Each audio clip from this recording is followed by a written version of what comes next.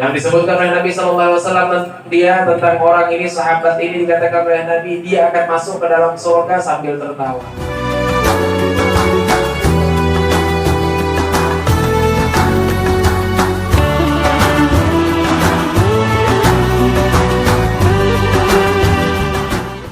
Kita mengisah tentang sahabat Nabi SAW,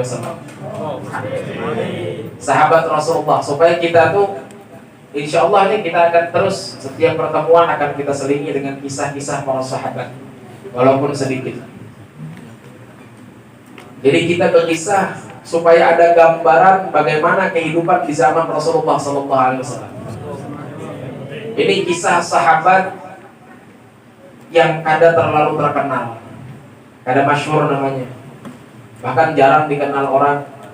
Padahal kisahnya sangat membekas di hati Nabi SAW, dan orang yang dikatakan oleh Nabi SAW bahwa dia adalah orang yang cinta kepada Allah dan Rasulnya, dan dia adalah orang yang dicintai Allah dan Rasulnya. Yang disebutkan oleh Nabi SAW, dia tentang orang ini, sahabat ini, dikatakan oleh Nabi, dia akan masuk ke dalam surga sambil tertawa. Ada yang pernah dengar riwayatnya orang yang disebut Nabi bahwa dia akan masuk surga sambil tertawa? Ada seorang sahabat Nabi yang suka mabuk. Ini bujuran nih, sahabat Nabi tapi suka mabuk. Setiap kali mabuk dicambuk. Nabi yang cambuk. Dalam riwayat itu Nabi yang cambuk. Kadang-kadang bergantian para sahabat yang lain yang mencambuknya, dengan 40 cambukan, dengan 60 cambukan. Tapi karena ada jaraknya, karena disuruh bertaubat, habis dicambuk disuruh Nabi bertaubatlah engkau, ampi sudah mabuk, jangan lagi. Ya Rasulullah, ulun ampi, karena kedapatan pulang mabuk. Sampai akhirnya para sahabat ini gerigitan, pas kedapatan mabuk dipukul dengan pukulan yang keras. Sekira jarak, maksudnya adalah sekira jarak. Lalu Imbang Tutung memukulnya tadi itu, lalu sahabat tadi memukul bendera. Dasar liwar lah ya. Ngaran sahabat ini Nuaiman. Ngaran sahabat ini Nuaiman. Dasar liwar Nuaiman ini. Rasulullah didustainya terus. Bebadah ampih tapi masih aja. Maka mereka sampai melaknat Nuaiman dengan kalimat, semoga Allah melaknat Nuaiman. Datang Allah lewat, kenapa ya Rasulullah ini pinarami apa kisahnya deh? Ya Rasulullah, kami mengisah Nuaiman, ketangkapan pulang mabuk ya Rasulullah. Ya nanti mudahan dilaknat Allah Ta'ala Nuaiman deh. Langsung berubah wajah Rasulullah mendengar sahabat mendoakan laknat terhadap Nuaiman. Ujar Nabi apa? Jangan pernah kalian menjelek-jelekkan Nuaiman. Jangan kalian berbicara dengan pembicaraan yang buruk terhadapnya. Dan jangan sekali-kali kalian melaknat Nuaiman. Kenapa? Karena Nuaiman itu adalah orang yang cinta kepada Allah dan Rasulnya. Dalam riwayat Imam Ahmad bin Hanbal disebutkan oleh Nabi, bahkan Nuaiman adalah orang yang dicintai Allah dan dicintai Rasul. Kalau pemabuk, coba lihat. Jadi jangan pernah kita memandang orang dari apa yang dilakukannya dalam dunia ini, jangan. Artinya mungkin melihat ada orang mabuk, jangan pian caci maki gawiannya. Orangnya itu jangan dicaci maki. Gawiannya yang kita jauhi, jangan orangnya. Karena orangnya kita kada tahu kualitas hatinya. Barangkali dia cinta kepada Allah, dan barangkali dia dicintai Allah. Kita kada tahu kedudukan manusia itu macam apa. Jadi kita lebih memandang ketika kita melihat orang melakukan keburukan, lihat ke dalam diri kita, ya Allah lindungilah aku dari keburukan yang kupandang. Itu aja. Ini Nuaiman ketujuh mabuk. Bahkan Nabi menyambung lagi setelah disebutkan dia adalah orang dicintai Allah dan Rasulnya. Dan Nabi mengatakan, dan Nuaiman akan masuk ke dalam surga sambil tertawa. Kenapa Nuaiman masuk surga sambil tertawa? Karena Nuaiman ini selalu membuat Rasulullah tersenyum. Nuaiman ini selalu mengulah tertawa, tersenyum, bahagia. Walaupun gawiannya macam itu.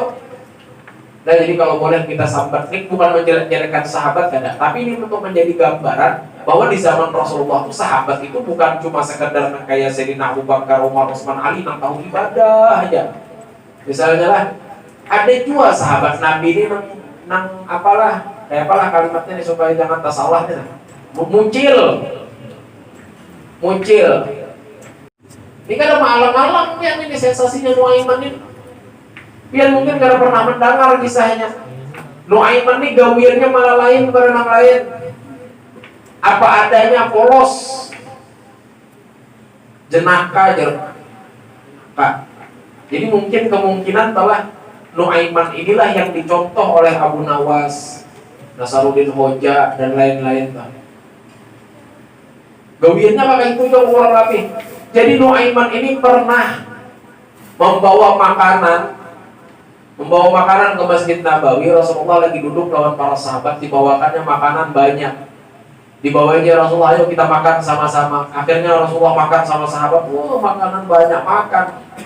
Sudah tutup makan, datang lagi Nuaiman membawa seseorang. Ujar Nuaiman, ya Rasulullah, tadi pian makan kalau, nah ini penjualnya, sekarang pian bayarin. Coba. Ini yang diperengnya Rasulullah. Akhirnya Rasulullah, wahai Nuaiman, maka itu yang bawakan makanan, ini ulun yang bawakan makanan, tapi itu makanan jualan orang. Ulun hendak membayarkan kan kada pantas. Di mana-mana bos yang membayarkan anak buah.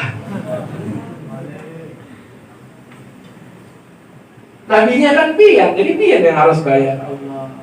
Rasulullah akhirnya lihat kepada sahabat-sahabat yang lain, ayo sudah patungan perkumpulan, bayar yuk karena semua makan perkumpulan.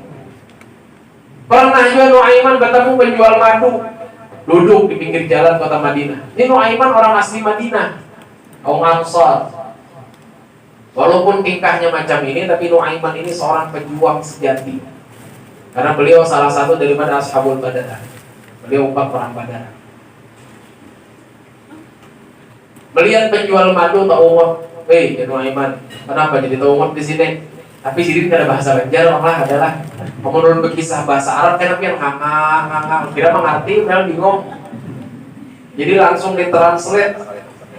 Apa nyawa berduduk di sini tak umur apa? Ujar penjual madu, ini penjualan madu, nah mulai bisukan sampai tengah hari ini kada ada payung. Oh, ujar Nuaiman, ayo 4.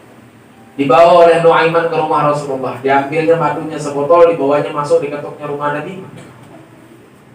Bertemu dengan Nabi, ya Rasulullah, ulun tahu pian ketujuh lawan madu. Maka ulun bawakan madu ini sebagai hadiah ke saya. Diterima oleh Nabi SAW. Sudah langsung pamit, assalamualaikum, salam keluar. Nuaiman bilang kepada penjual madu, biar tunggu di sini karena nafsu rumah keluar. Penjual madu ini tunggu kada keluar. Akhirnya diketok. Imbah diketok dibuka oleh Nabi, ada apa aja nanti? Ini ulun penjual madu di sini, madu biar tadi belum bayar. Ya Allah, ya Rasulullah, ini Nuaiman. Akhirnya dibayar oleh Nabi sambil tersenyum, ya Allah Nuaiman, kita dah sadang kelakuan. Nah, Nabi jadi terhibur dengan candaan Nuaiman ini, dan penjual madu menjadi bahagia karena madunya payu. Ketemu Nuaiman, wahai Nuaiman, kenapa jadi suruh bayar lagi? Makanya kepada itu hadiah. Inggi ya Rasulullah, ulun hendak benar memberi pian madu karena ulun tahu pian suka madu, tapi ulun kada duit. Maka kan di jalan lain, maka pian lah yang harus bayar madu itu.